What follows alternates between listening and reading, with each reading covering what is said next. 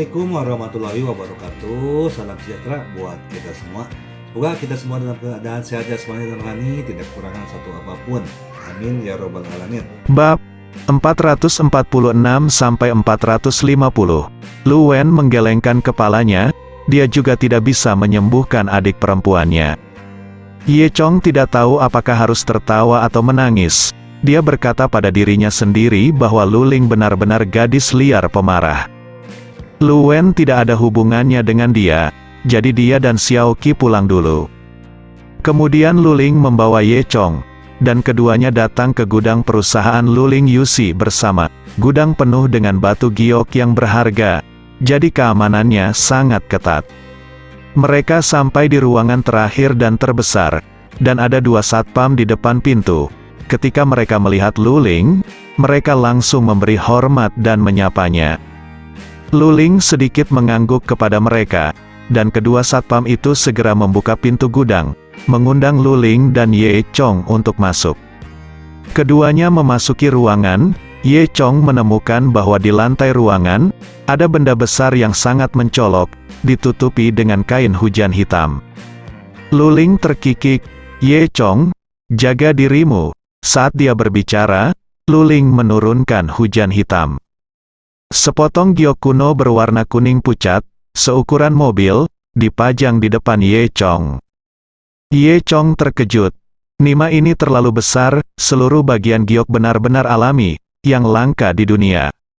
Selain itu, giok kuno diukir dengan sangat halus, dengan beberapa peoni diukir di bagian atas, dan katak emas dan unicorn diukir di bagian bawah. Keduanya merupakan binatang keberuntungan yang menarik kekayaan.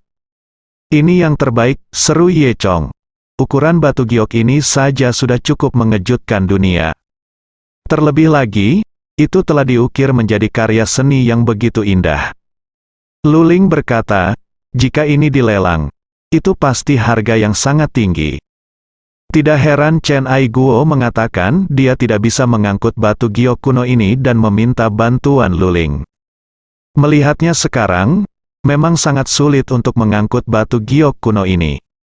Diperlukan banyak cara khusus, jika tidak berhati-hati, detail yang diukir pada batu giok mudah rusak, dan itu hanya membuang-buang uang. Bagaimana? Apakah kamu terkejut? Lu Ling menatap Ye Chong sambil tersenyum dan berkata. Ye Chong mengangguk. Namun, lalat di salep adalah meskipun batu giok kuno ini sangat besar dan diukir dengan indah, ia tidak menyimpan banyak aura di dalamnya. Itu hanya batu giok biasa yang begitu besar hingga keterlaluan. Ini tidak bisa tidak membuat Ye Chong sedikit kecewa. Saat keduanya berbicara, mereka mendengar suara berderak di luar pintu.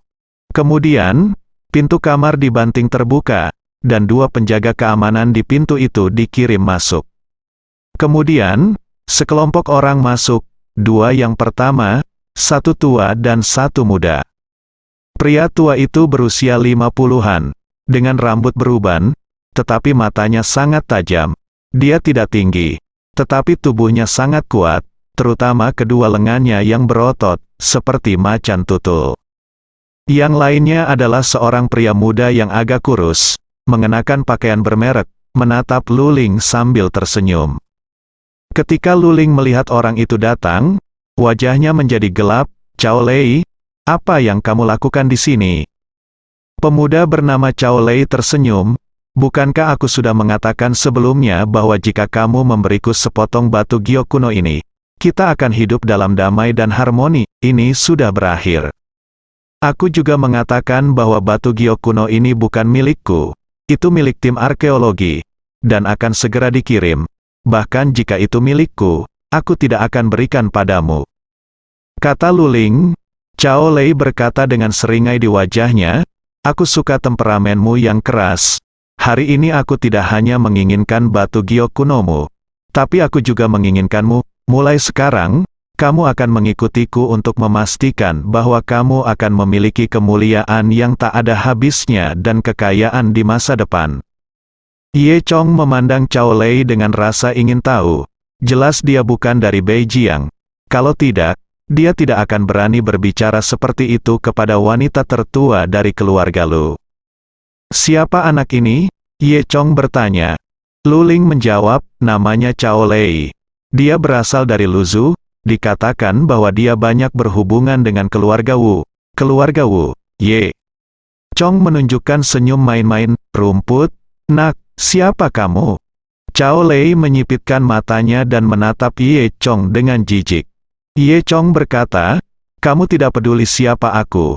Dengan aku di sini hari ini, kamu tidak ingin mengambil giok kuno, dan kamu tidak ingin membawa pergi Lu Ling. Untuk beberapa alasan, Lu Ling tiba-tiba merasakan rasa aman yang tidak bisa dijelaskan. Dia melihat punggung Ye Chong yang tidak terlalu tebal, dan merasa bahwa pria ini benar-benar dapat diandalkan. Memikirkan hal ini, rona merah muncul di pipinya. Cao Lei mencibir, nak, apakah kamu tidak tahu bagaimana hidup atau mati? Aku pasti akan menang hari ini, jika kamu berani menghalangi jalanku, maka matilah. Ye Chong tertawa. Cao Lei memandang lelaki tua di sebelahnya, hehe, hari ini aku secara khusus mengundang Tuan Hong, lelaki tua yang dikenal sebagai Tuan Hong adalah Hong Erhui, wakil pemimpin tinju lengan besi Hong. Hong Erhui tidak memiliki ekspresi di wajahnya, dia hanya menggunakan uang orang lain untuk melakukan sesuatu untuk orang lain. Dia berkata dengan muram, jika kamu tidak ingin mati, keluarlah. Ye Chong tersenyum, terserah kamu, kamu tidak memenuhi syarat untuk membiarkanku keluar. Sudut mulut Hong Erhui terangkat, menunjukkan senyum sinis, ada orang yang tidak takut mati. Dia mengepalkan tangannya, dan melihat lengannya meledak seketika, merobek sweternya, dan hanya mendengar tulangnya berderit, lalu dia mengambil satu langkah lebih dekat ke Ye Chong. Lu Ling sedikit khawatir, dan berbisik kepada Ye Chong, orang tua ini tampaknya sangat kuat, bisakah kamu melakukannya? Bung, bagaimana kamu bisa mengatakan tidak? Ye Chong tertawa. Lu Ling tersipu, jam berapa sekarang? Apakah kamu masih bercanda? Pada saat yang sama, Hong Erhui sudah berjalan mendekati Ye Chong. Dia tiba-tiba meninju kepala Ye Chong, pembuluh darah biru di lengan Hong Erhui menonjol, dan seluruh lengan terbuka dan tertutup seperti kera. Saat kepalan tangan lewat, terdengar suara angin kencang. Jika itu adalah orang biasa, saya khawatir dengan pukulan, otaknya akan meledak. Namun, Ye Chong bukanlah orang biasa. Dia mengepalkan tangan kanannya dan membantingnya ke arah Hong Erhui. Bang, tinju kedua pria itu bertabrakan di udara. Tinju Hong Erhui 3 kali lebih besar dari tinju Ye Chong. Jika dibandingkan bersama, itu seperti tinju orang dewasa dan bayi. Dari kelihatannya, Ye Chong tampaknya adalah pihak yang rentan. Tapi bukan itu masalahnya. Hong Erhui hanya merasakan kekuatan besar mengenai lengannya, dan dia mundur 4 atau 5 langkah sebelum berhenti. Namun, tinju ganda Hong Erhui memang dianggap keras, dan dia ditinju oleh Ye Chong, namun tidak ada cedera tulang. Dari sini terlihat bahwa kemampuan Hong Erhui telah melampaui beberapa leluhur dari 6 sekte besar. Ye Chong tahu bahwa tuan seperti itu bukanlah sesuatu yang bisa diundang oleh seseorang seperti Cao Lei. Hong Erhui kemungkinan besar adalah master yang didukung oleh keluarga Wu, tapi dia hanya meminjamkannya ke Cao Lei. Hong Erhui akan sedikit terkejut. Kapan dia menderita kerugian sebesar itu dengan sepasang tangan besinya? Dia hanya bisa samar-samar merasakan bahwa tulang di tinjunya akan retak. Melihat Ye Chong dan Hong Erhui memiliki dasi, Cao Lei juga terkejut. Tuan Hong, apa yang kamu lakukan? Mengapa kamu tidak bergegas dan mengalahkannya? Hong Erhui berkata sambil mencibir, anak ini sedikit kungfu. Jika aku ingin melawannya, aku harus menunjukkan kemampuanku yang sebenarnya, keterampilan. Tetapi ketika saya menunjukkan keterampilan saya yang sebenarnya, saya pasti akan melawannya. Orang mati. Cao Lei berkata tanpa ragu sedikit pun, bunuh dia, anak ini sangat pandai berpura-pura. Dia pantas mati, jika kamu Ingin aku membunuh seseorang, harganya harus 2 kali lipat. Kata Hong Erhui. Cao Lei memutar matanya. Selama dia bisa mendapatkan batu giok sebesar ini, itu akan sepadan dengan harganya. Dibandingkan dengan keuntungan batu giok, bahkan jika dia membayar Hong Erhui 5 kali lebih banyak, itu masih sangat murah. Memikirkan hal ini, Cao Lei mengangguk. Tuan Hong, saya hanya ingin sepotong batu giok kuno dan luling hari ini. Selama Anda membantu saya melakukannya, saya tidak peduli berapa harganya. Hong Erhui mengangguk saat dia berbicara. Dia memompa ototnya lagi. Kali ini lengannya membengkak 3 kali lebih besar dari sebelumnya. Sepertinya inilah kekuatan Hong Erhui yang sebenarnya. Nak, hari ini aku akan menunjukkan betapa kuatnya tinju dahong lengan besi, teriak Hong Erhui dengan keras. Mengambil langkah maju dengan kedua kaki, dan tiba-tiba bergegas menuju Ye. Saya melihat kedua lengannya setebal ember besi mengangkat tinjunya, seperti 2 palu meteor besar. Iron Arm Da Hong Fish ini telah menyerap sebagian dari esensi Hong Fish, dan melalui peningkatan, ditambahkan keunggulan unik dari Iron Arm Gate, sehingga kuat dan unik. Saya melihat bahwa ketika Hong Erhui menggunakan tangan besinya, dia benar-benar mengamuk, dan dia tidak peduli dengan rintangan apapun di depannya. Dengan pukulan, bang, dia membelah meja marmer di depannya. Luling ketakutan melihat dari samping, dan mau tidak mau menutupi mulut kecilnya. Dan Ye Chong tampak acuh tak acuh, berdiri di sana dengan senyum di wajahnya. Namun, jejak Schadenfreude melintas di benak Cao Lei. Dia merasa bahwa Hong Erhui akan dapat membunuh Ye Chong kali ini. Dalam sekejap mata, Hong Erhui sudah dekat dengan Ye Chong. Pergilah ke neraka, teriak Hong Erhui dengan keras, memukul kepala Ye Chong dengan kedua tinjunya secara bersamaan. Ye Chong hanya mencibir, tidak ada gunanya menjadi mewah. Begitu dia selesai berbicara, Ye Chong mengusirnya. Bang, tinju Hong Erhui ditendang oleh Ye Chong bahkan sebelum mendarat. Hong Erhui diangkat oleh Ye Chong ke jarak lebih dari 10 meter, dan dia menabrak tembok dengan keras, lalu berhenti. Kemudian dia jatuh ke tanah dengan celepuk, tersentak beberapa kali. Mulutnya berbusa, dan tidak sadarkan diri ketika dia melihat lagi. Cao Lei tertegun di tempat. Hong Erhui ini adalah master yang dia pinjam dari keluarga Wu setelah menghabiskan banyak uang. Bagaimana dia bisa begitu rentan? Dia ditendang dan dikalahkan oleh lawan. Dia memandang Ye Chong dengan ngeri. Apakah ini manusia atau hantu? Saat ini, beberapa orang tiba-tiba berlari dari luar. Ye Chong, seorang pria parubaya yang menjadi pemimpinnya, juga mengenalnya. Dia adalah saudara ketiga Lu Tianyuan, Lu Tianheng. Di sebelah Lu Tianheng adalah pria gendut ini. Mendengarkan perut birnya yang besar, dia penuh dengan suasana sosial. Bagaimana dengan Ling Ling? Apakah kamu baik-baik saja? Ku dengar seseorang berani datang ke sini untuk membuat masalah. Lu Tianheng bertanya pada Zhang Fei dengan putus asa. Lu Ling berkata, tidak apa-apa, paman ketiga. Terima kasih atas kehadiran Ye Chong. Pada saat ini, Lu Tianheng melihat Hong Erhui tergeletak di tanah dan Cao Lei yang sudah ketakutan. Tampar, Lu Tianheng menamparkan wajah Cao Lei, dan mengutuk, beraninya kamu datang ke sini untuk membuat masalah. Apakah kamu ingin hidup? Cao Lei awalnya terpana oleh Ye Chong. Tapi sekarang dia dipukuli setelah tampar, dia bangun, dia menutupi wajahnya. Dan menatap Lu Tianheng dengan kejam, siapa kamu, berani memukulku? Tidak tahu ketinggian langit dan bumi, Lu Tianheng memarahi. Apa keluarga Lu? Aku dari keluarga Cao di Luzu, kakak laki-lakiku dari keluarga Wu. Sebelum Cao Lei selesai berbicara, dia ditampar oleh Lu Tianheng. Mengapa keluarga Cao bukan keluarga Cao? Aku belum pernah mendengarnya. Lu Tianheng memarahi, dan pada saat yang sama merekrut 2 orang untuk menangkap Cao Lei dan Hong Erhui. Melihat penampilan dominan Lu Tianheng, Ye Chong tidak tahan untuk mengingatkan Lu Tianheng bahwa Cao Lei sebenarnya berasal dari keluarga Wu. Jika Lu Tianheng mendengar kata keluarga Wu, saya khawatir dia tidak akan begitu mendominasi. Lu Tianheng berjalan ke arah Ye Chong sambil tersenyum. Ternyata itu adalah Tuan Ye. Terima kasih. Jika tidak, keponakan tertua saya mungkin akan mengalami kecelakaan. Ye Chong tersenyum. Dan berkata, ini hanya masalah usaha kecil. Lu Ling masih merasa takut.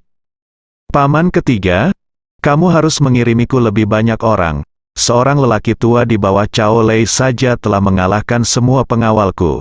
Jika Ye Chong tidak ada di sini, mereka mungkin akan membawa Gu Yu pergi. Mereka akan dibawa pergi juga.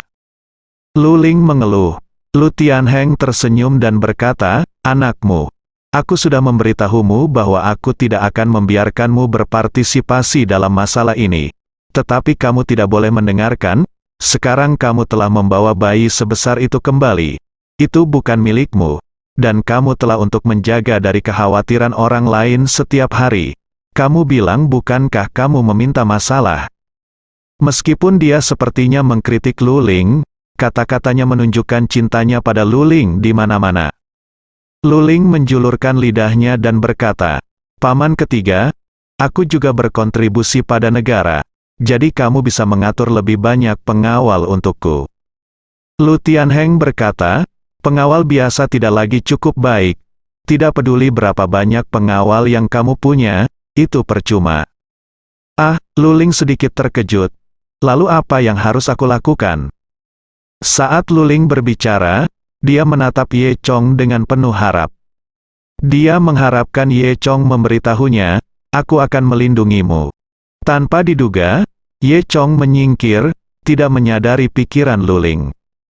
Sebaliknya, Lu Tianheng tersenyum, jangan takut.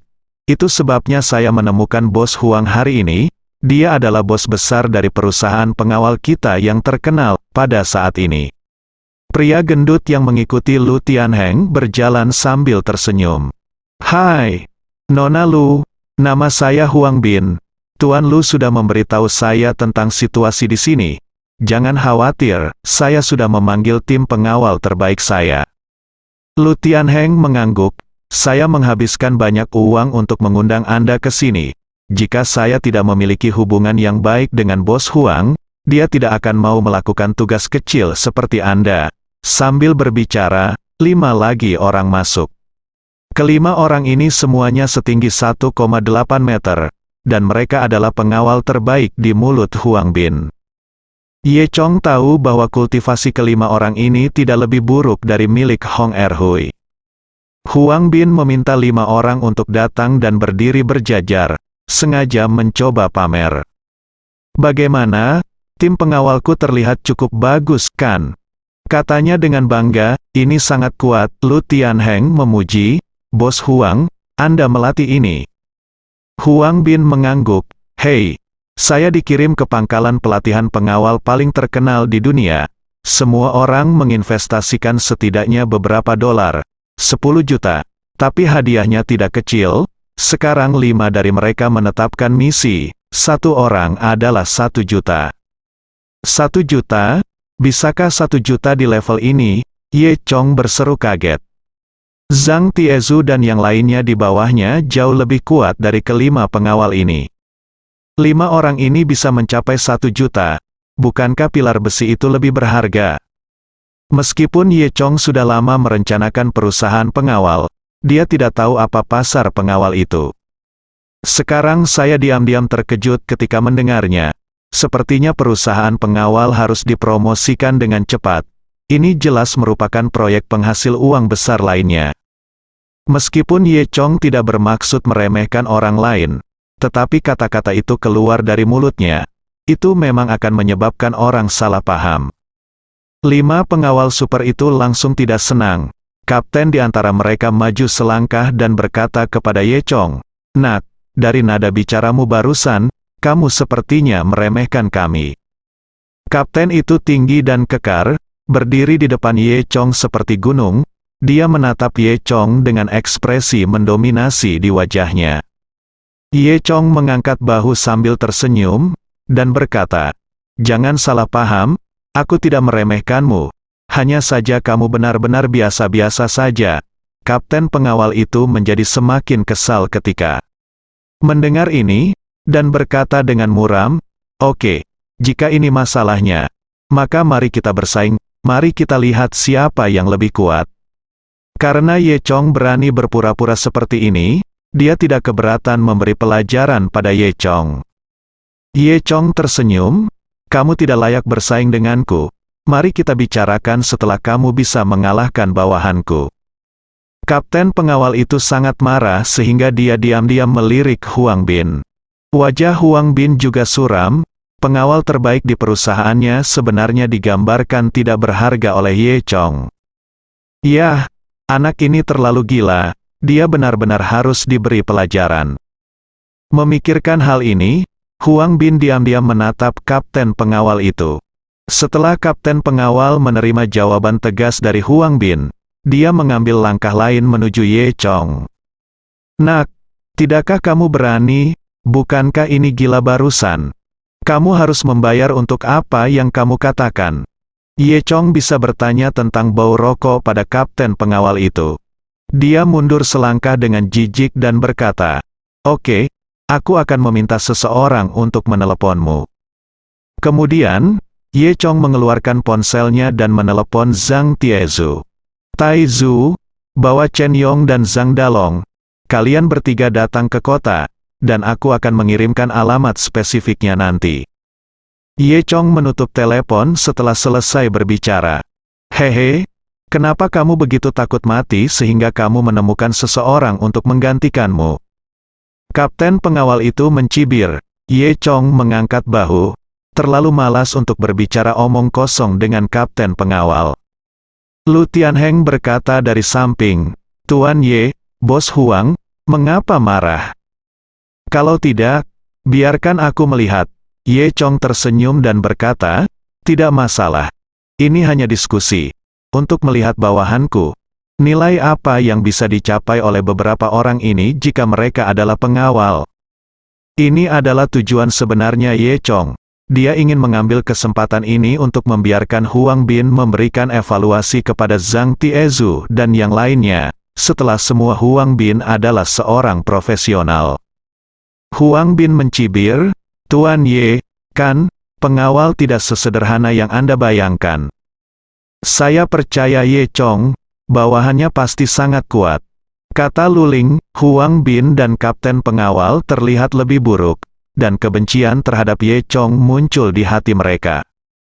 "Haha, oke, karena Nona Lu berkata begitu, mari kita coba nanti."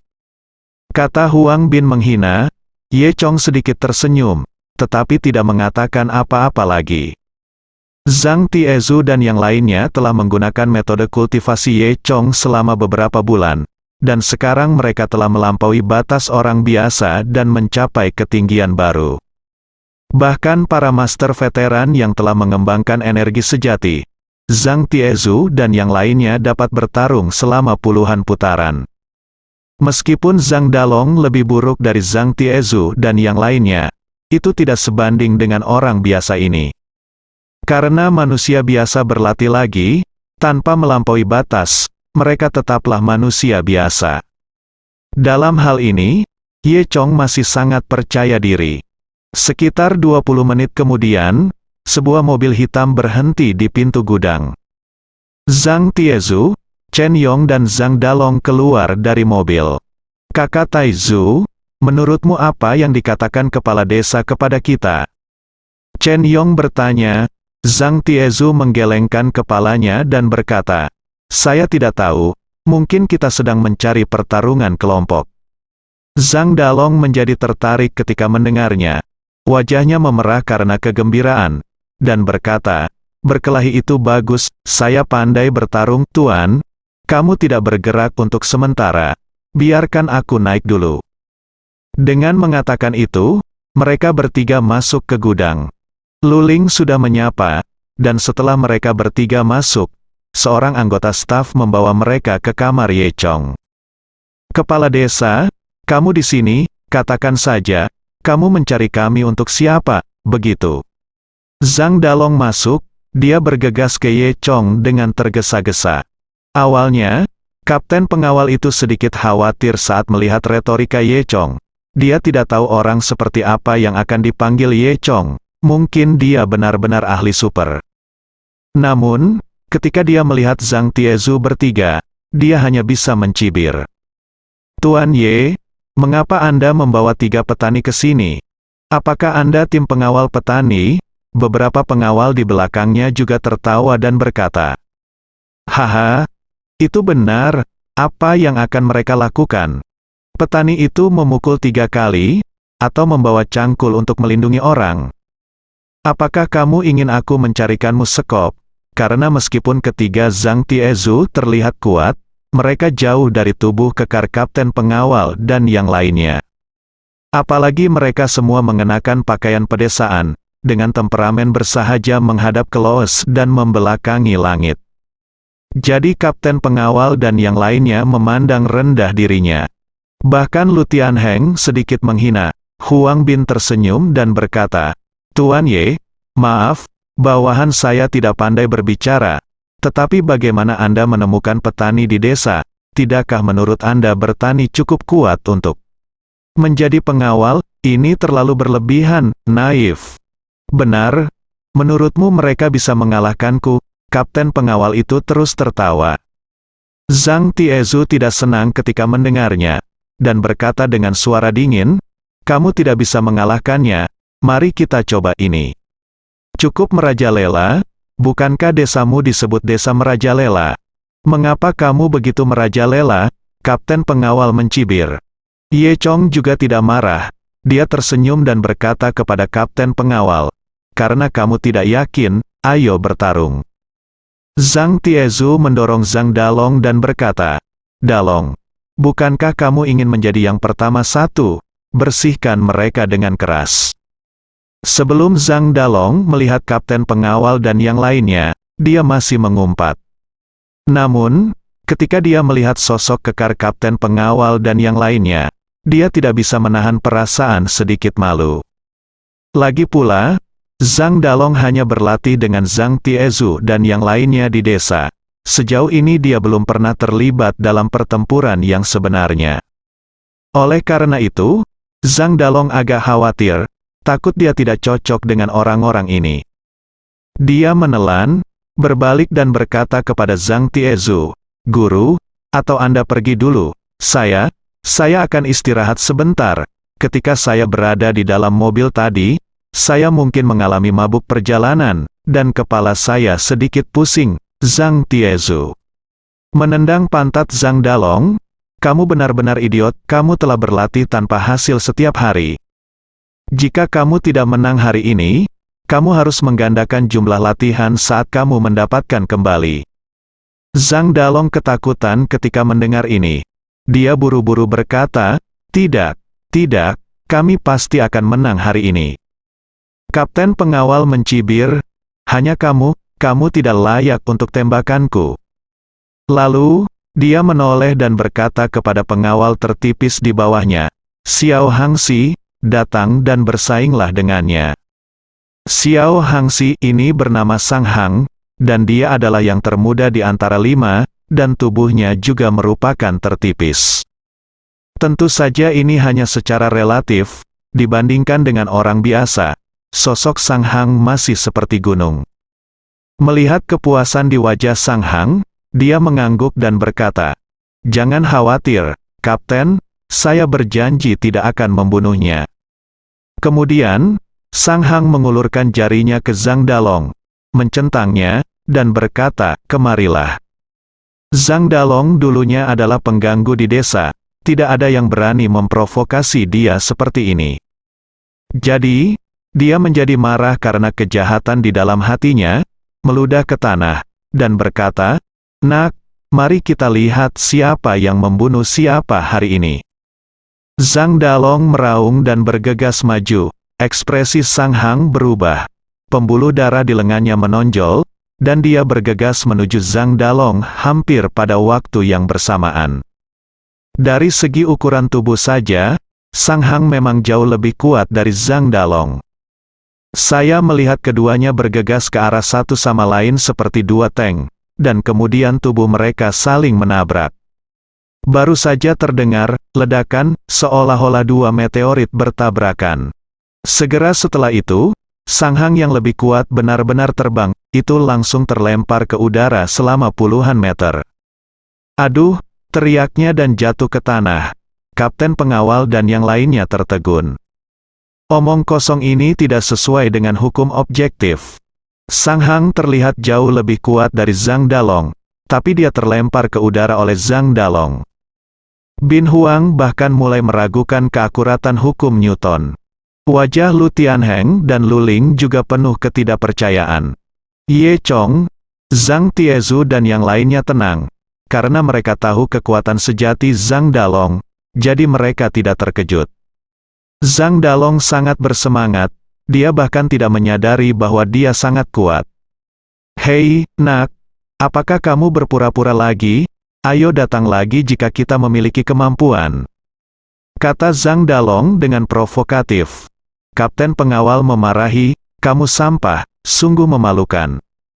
Kemudian, dia berkata kepada pengawal lain di bawah komandonya, "Teng, kemarilah." Teng adalah yang paling kekar dari orang-orang ini, bahkan melebihi kapten pengawal. Tidak berlebihan jika dikatakan bahwa tubuh tangki itu sama dengan beruang hitam. Dengan setiap langkah yang dia ambil, dia bisa merasakan tanah bergetar. Tan Tan mengambil 2 langkah ke depan, menatap Zhang Dalong dengan dingin, dan berkata, "Nak, kakinya cukup stabil. Jika kamu memiliki beberapa keterampilan, kamu tidak tahu seberapa tinggi langitnya. Hari ini kakek Teng akan memberimu pelajaran." Zhang Dalong mendengus dingin, baru saja dia merobohkan Sang Hang, yang sangat meningkatkan kepercayaan dirinya, seolah-olah dia maha kuasa sekarang. "Lihat aku memukulimu lebih buruk dari yang barusan." Zhang Dalong tertawa, lalu meninju tangki. Untuk menyelamatkan muka, Teng berdiri di sana dengan tangan di bahunya, tidak mengelak atau mengelak, sama sekali tidak memandang rendah Zhang Dalong. Boom! Zhang Dalong meninju dada Teng, membuat suara teredam. Tubuh Teng bergoyang, dan akhirnya bersikeras untuk tidak mundur, menggertakkan giginya dan berpura-pura tidak terjadi apa-apa. Namun, Tan Tan diam-diam terkejut. Darah di tubuhnya melonjak dengan pukulan barusan. Jika bukan karena ototnya yang lebih tebal, pukulan ini akan benar-benar mematahkan tulang satu. Dia tidak menyangka bahwa Zhang Dalong memiliki kekuatan yang begitu besar. "Sepertinya aku sedikit sombong barusan, memikirkan hal ini." Teng tidak berani menahan diri lagi. Matanya tertuju pada Zhang Dalong, dan tinjunya terkepal seperti retak. Zhang Dalong gagal dengan 1 pukulan, lalu dia meninju dada Teng lagi. Tapi Teng tidak berani mengambilnya secara langsung kali ini, tetapi meninju tinjunya, siap untuk berhadapan langsung dengan Zhang Dalong. Bang! Tinju keduanya bertabrakan, berimbang. Kemudian, terjadi pertarungan tangan kosong. Saya melihat pukulan keduanya sangat cepat dan kuat, dan setiap kali mereka mengenai tubuh mereka, mereka mengeluarkan suara bang-bang, yang membuat kulit kepala orang mati rasa. Hanya mendengarkan suaranya, Lu Ling merasakan sakit. Setelah melemparkan lebih dari 10 pukulan satu sama lain seperti ini, Zhang Dalong tidak tahan karena tubuh Zhang Dalong masih lebih buruk dari Teng, dan Teng mengambil kesempatan untuk memukul perutnya. Zhang Dalong langsung merasakan matanya menjadi gelap, dadanya tertekan, napasnya sulit, lalu dia terhuyung-huyung dan hampir jatuh ke tanah. Segera setelah itu, Teng itu terbang dan menendang perut bagian bawah Zhang Dalong, menendang Zhang Dalong menjauh. Zhang Dalong terbang sejauh 5 atau 6 meter, dan ditangkap oleh Zhang Tiezu. Meskipun Teng menang, dia masih sangat terkejut, karena dia tidak menyangka akan sangat sulit untuk menghadapi lawan yang tampaknya biasa seperti Zhang Dalong. Pada saat ini, Zhang Tiezu berkata dengan dingin, "Teng, kan cukup mumpuni dan bisa mengalahkan muridku. Selanjutnya, mari kita lakukan bersama-sama." Tan Tan memandang Zhang Tiezu dengan hati-hati. tahu di dalam hatinya bahwa pilar besi ini lebih kuat dari dia. Zhang Dalong barusan bahkan lebih kuat. Oleh karena itu, dia tidak berani meremehkan musuh sama sekali. Alisnya berkerut, dan tinjunya terkepal erat. Setelah Zhang Tiezu selesai berbicara, dia berjalan menuju tangki selangkah demi selangkah. Dengan setiap langkah yang diambilnya, Teng merasakan tekanan tak terlihat mendekat. Meski sosok Zhang Tiezu sama sekali tidak bisa dibandingkan dengan Teng, jika Teng dikatakan memiliki sosok beruang hitam, Zhang Dalong hanya bisa dianggap sebagai kucing besar. Namun, ketika Zhang Tiezu berdiri di depan Teng, Teng merasakan tekanan yang tak dapat dijelaskan. "Teng, turunkan dia," kata kapten pengawal itu. Teng berpikir dalam benaknya, pilar besi ini pasti sangat sulit untuk dihadapi, jadi cara terbaik adalah mengalahkan musuh dengan satu pukulan. Memikirkan hal ini, Teng diam-diam mengepalkan tinjunya. Tiba-tiba, dia berteriak keras, dan sementara Zhang Tiezu tidak memperhatikan, dia meninju Zhang Tiezu dengan keras. Dan Zhang Tiezu sedikit tersenyum. Seperti yang dilakukan Teng barusan, dia memeluk bahunya tanpa mengelak atau mengelak, dan menerima pukulan Teng dengan tiba-tiba. Bang! Teng meninju dada Zhang Tiezu. Jika itu adalah orang biasa, dia pasti sudah menghancurkan tulang dada lawan ketika dia memukulnya dengan sangat kuat, dan kemungkinan besar bahkan jantungnya akan hancur. Tapi saat tangki meninjunya, rasanya seperti menabrak baja keras. Otot lawan sekeras batu, dan pukulanku sama sekali tidak berguna. Teng kaget di dalam hatinya, karakter macam apa orang-orang sialan ini. Zhang Dalong baru saja meninjunya, hampir muntah darah. Tetapi sekarang dia meninjunya, tidak ada gunanya. Baru pada saat itulah Teng tahu bahwa orang yang dipanggil Ye Chong tampaknya cukup sulit. Zhang Tiezu tersenyum dan berkata, "Karena kamu memukulku, maka aku akan memukulmu juga." Setelah itu, sebelum Teng sempat bereaksi, dia memukul dengan keras. Pukulannya begitu cepat dan kuat sehingga Teng tidak sempat bereaksi, hanya sempat menegangkan ototnya dan mengambil posisi bertahan. Terdengar ledakan yang teredam, dan Teng itu terasa seperti sebuah truk besar telah menabraknya. Dia tidak bisa bertahan lebih lama lagi, dan tubuhnya terbang mundur dalam sekejap, hanya berhenti ketika dia menabrak dinding di belakangnya. Teng mengertakkan gigi dan berdiri, dengan darah menetes dari sudut mulutnya. Lu Tianheng terkejut dan tidak bisa menahan tepuk tangan. "Luar biasa, Tuan Ye. Orang-orang di bawah komando Anda ini sangat kuat. Jika mereka adalah pengawal, mereka pasti mahal." Sebelum dia selesai berbicara, kapten pengawal itu adalah tidak senang. Dia berkata, "Bos Lu, tidak terlalu dibesar-besarkan, bukan? Saya tidak percaya seberapa kuat orang-orang ini. Jika Anda memiliki kemampuan, Anda dapat bersaing dengan saya." Zhang Tiezu menatap kapten kapal pengawal, dan dia berkata, "Hanya andalkan Anda belum menjadi lawan saya. Bagaimana dengan ini? Jangan repot-repot, kalian berlima akan bertarung bersama. Ayo selesaikan pertempuran sekaligus." Pada saat ini, Chen Yong menarik Zhang Tiezu dan berkata, "Baru saja kamu keluar dari pusat perhatian, biarkan saya berurusan dengan 5 orang ini." Zhang Tiezu dengan cepat berkata, tidak, saya baru saja melakukan pemanasan." "Kenapa? Kamu sudah melakukannya, giliranmu giliranku." Chen Yong berkata dengan enggan. Keduanya tidak bisa berhenti berdebat, dan pada akhirnya mereka hanya bisa menentukan pemenang dengan menebak-nebak. Pada akhirnya Zhang Tiezu kalah, jadi dia harus mundur dengan kesal. Chen Yong berjalan di depan orang banyak dengan ekspresi gembira. Melihat arti dari kedua orang ini, kapten pengawal itu sepertinya mengabaikan mereka sama sekali. Dia tersipu karena marah. "Kalian terlalu gila." Chen Yong berkata sambil tersenyum, "Ini tidak gila, ini kekuatan." Kapten pengawal mengertakkan gigi dan berkata, "Kamu akan membayar kegilaanmu." Kata kemudian, dengan lambaian tangannya, 4 pengawal super lainnya menyingsingkan lengan baju mereka dan mengepung Chen Yong.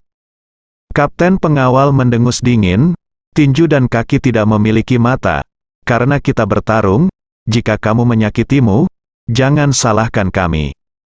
Chen Yong tersenyum dan berkata, "Jangan khawatir, aku akan memiliki kepala yang akurat di bawah tanganku, jangan pukul kamu."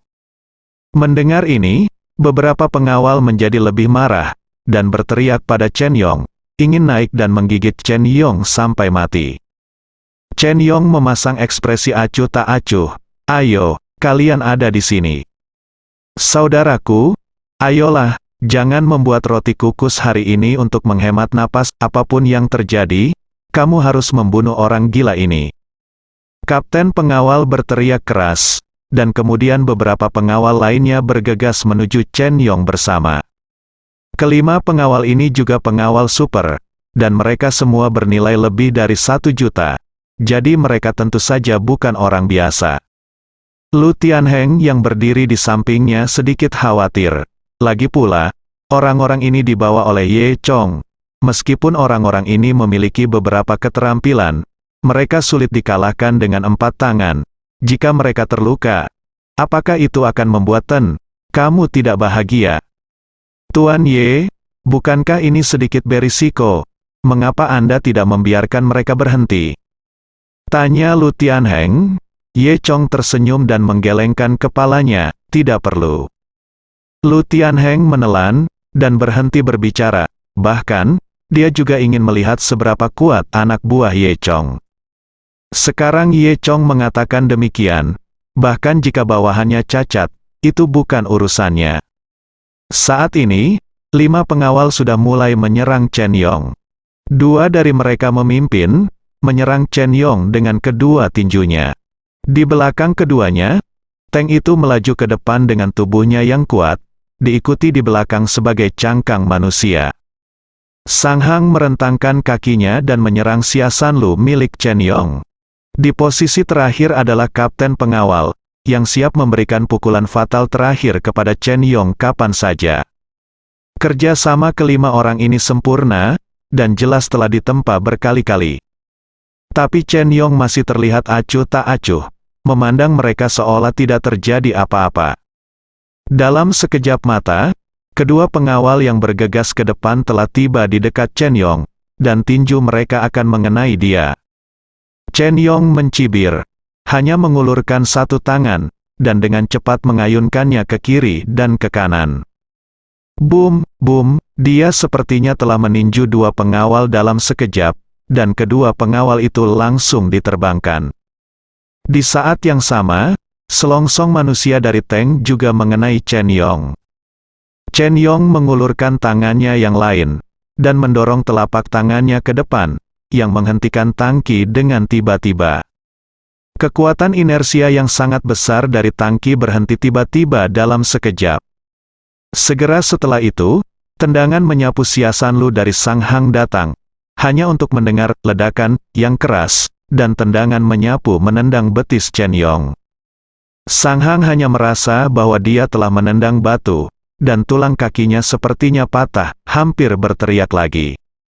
Dalam sekejap, Chen Yong menjatuhkan mereka berdua ke udara, mencegat tank, dan mengabaikan serangan Sang Hang tanpa usaha apapun.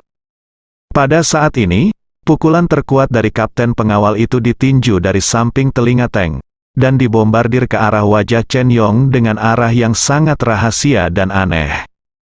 Kapten pengawal tidak bergerak sampai saat-saat terakhir, pukulannya sangat kuat sehingga dia siap merobohkan musuh dengan satu pukulan.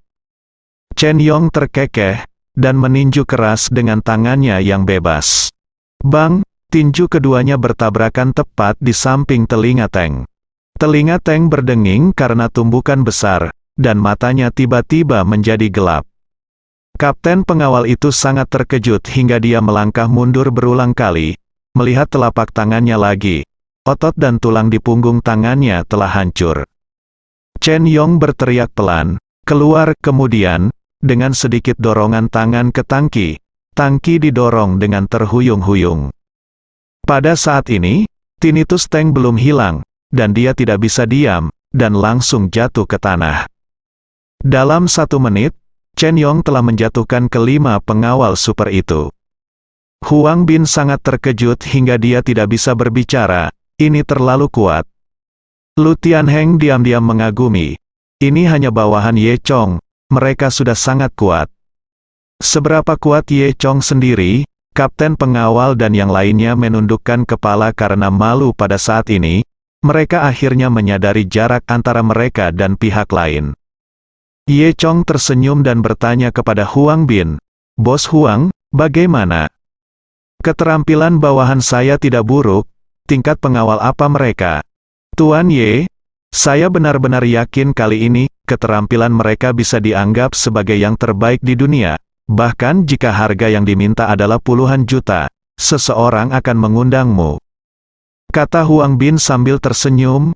"Apa? 10 juta? Zhang Dalong tampak seperti belum pernah melihat dunia. "Kamu, ini agak pendek," Huang Bin berkomentar, "tapi 5 juta baik-baik saja." Zhang Dalong mendengus dingin, tampak tidak yakin. Ye Chong tersenyum, "Perusahaan pengawal saya akan memiliki banyak pengawal dengan keterampilan seperti itu di masa depan." "Tuan Ye, jangan bercanda, apakah yang Anda katakan benar? Dengan beberapa pengawal seperti ini, kekuatan bertarungnya sederhana luar biasa. Ini sebanding dengan pasukan kecil," kata Lu Tianheng. Mata Huang Bin berputar, dan dia tiba-tiba berkata kepada Zhang Tiezu dan yang lainnya, "Tuan Zhang Tiezu, Tuan Chen Yong, dan Tuan Zhang Dalong, apakah Anda tertarik untuk bergabung dengan perusahaan saya? Saya dapat menjamin bahwa gaji Anda akan pasti lebih baik daripada perusahaan saya." Sekarang 3 kali lebih tinggi, bahkan Lu Tianheng tidak menyangka bahwa Huang Bin ini akan terang-terangan datang ke sini untuk memburu seseorang. Tidak ada salahnya memburu orang dalam bisnis, tapi Anda memburu orang di depan bos, ada apa? Anggap orang terlalu serius memikirkan hal ini. Lu Tianheng sedikit kesal, "Bos Huang, ini tidak baik untukmu. Orang-orang ini semua bawahan Tuan Ye." Huang Bin mendengus dingin, "Apa yang buruk tentang itu? Sekarang ekonomi pasar, siapapun memberi lebih banyak uang akan dapat memiliki sumber daya yang lebih baik." Dia kemudian berkata kepada Zhang Tiezu dan mereka bertiga, "Kamu sangat terampil. Selama kamu bergabung dengan perusahaan pengawalku, aku jamin kamu akan segera menjadi terkenal di seluruh dunia. Pengawalmu, kemuliaan dan kekayaan pada saat itu pasti tidak akan habis." Ye Chong tidak berbicara di samping, tetapi hanya tertawa pelan. Dia sangat lega dengan Zhang Tiezu dan yang lainnya. Mereka mengikuti Ye Chong bukan untuk uang sama sekali. "Benar saja," Zhang Tiezu menggelengkan kepalanya dan berkata, "Terima kasih Tuan Huang atas kebaikan Anda, tetapi kami hanya akan mengikuti kepala desa dalam kehidupan ini. Bahkan jika dia tidak memberi saya 1 sen pun, hidup saya adalah milik desa." "Kepala, itu benar." Chen Yong juga berkata. Zhang Dalong berpikir sejenak, dan berkata, Aku juga tidak akan pergi." Huang Bin tidak dapat memahami tindakan ketiga orang ini, dan dia melanjutkan, "Seekor burung yang baik memilih pohon untuk hidup masuk, dan setiap orang memiliki tren yang meningkat, keinginan. Apakah Anda bersedia hidup dalam kekacauan di bawah tangan seorang kepala desa? Tidakkah Anda ingin menjadi terkenal di dunia?" Zhang Tiezu mendengus dingin. "Tuan Huang, tolong berhenti bicara apapun. Yang Anda katakan akan menghina kepribadian saya." Huang Bin menelan ludah dan tidak berani berbicara lagi. Lu Tianheng melirik Huang Bin dengan dingin, dan berkata dengan dingin, "Bos Huang, jika tidak ada lagi yang harus dilakukan, aku tidak akan menahanmu." Huang Bin tahu bahwa perilaku perburuannya barusan pasti membuat Lu Tianheng tidak bahagia. Itu sebabnya Lu Tianheng memiliki sikap yang begitu buruk. Dia tidak ingin tinggal di sini lebih lama lagi. Huang Bin tersenyum canggung pada Ye Chong dan yang lainnya, "Karena tidak ada lagi yang harus dilakukan, aku akan pergi." Setelah selesai berbicara, dia menoleh dan pergi. Saat melewati kapten pengawal, dia berkata dengan marah, "Sekelompok hal yang tidak berguna. Kenapa kamu tidak mengikutiku?" Namun, kapten pengawal itu tidak bergerak. Dia berkata kepada Huang Bin, "Tuan Huang, ayo pergi. Saya akan memutuskan kontrak dengan Anda mulai hari ini." Kemudian, dia berjalan ke Ye Chong, membungkuk dengan hormat, dan berkata, "Tuan, bisakah saya bergaul dengan Anda? Aku tidak butuh uang, selama aku berlatih denganmu." "Iya, kami juga ingin mengikuti Tuan Ye," empat lainnya bergema. Huang Bin tercengang. Meski kapten pengawalnya kalah hari ini, mereka berlima masih menjadi pengawal paling kuat di bawah komando Huang Bin. Mereka semua bernilai $1.000.000, mereka adalah sapi perah Huang Bin. Dia tidak menyangka kelima orang ini akan pergi. Baru saja dia ingin memburu sudut Ye Chong, tapi dia tidak menyangka Ye Chong akan mengambil orangnya sendiri tanpa mengucapkan sepatah kata pun. "Ini benar-benar mencuri." Ye Chong tersenyum, dan berkata kepada kapten pengawal, "Jangan tanya aku tentang ini, kamu bisa bertanya padanya." Dia menunjuk Zhang Tiezu dengan dagunya. Kapten pengawal menunggu 5 orang, dan bergegas ke Zhang Tiezu, dan bertanya, "Saudaraku, kami benar-benar melihat betapa kuatnya kamu sekarang, kami yakin, bisakah kami mengikutimu mulai sekarang?" Zhang Tiezu juga seorang orang yang lugas. Melihat kapten pengawal berkata dengan sangat sungguh-sungguh, dia tertawa. "Oke, kebetulan kita kekurangan orang, jika Anda bisa datang. Saya sangat menyambut Anda." Kapten pengawal itu sangat gembira. Melihat Huang Bin masih menatap mereka dengan muram, Sang Hang tersenyum dan berkata kepada Huang Bin, "Tuan Huang, mengapa Anda tidak pergi? Anda tidak akan bisa naik bus nomor 2 sebentar lagi." Huang Bin memarahi dengan kejam, katakan sesuatu, lalu berbalik dan pergi. Lu Tianheng tampaknya melihat peluang bisnis yang besar, dan dia berkata kepada Ye Chong, "Tuan Ye, kapan perusahaan pengawal Anda akan didirikan? Dengan adanya pengawal ini, itu tidak terkalahkan. Saya dapat menjamin bahwa selama perusahaan pengawal Anda didirikan, itu pasti akan menghasilkan uang yang tak terhitung jumlahnya." Bersambung.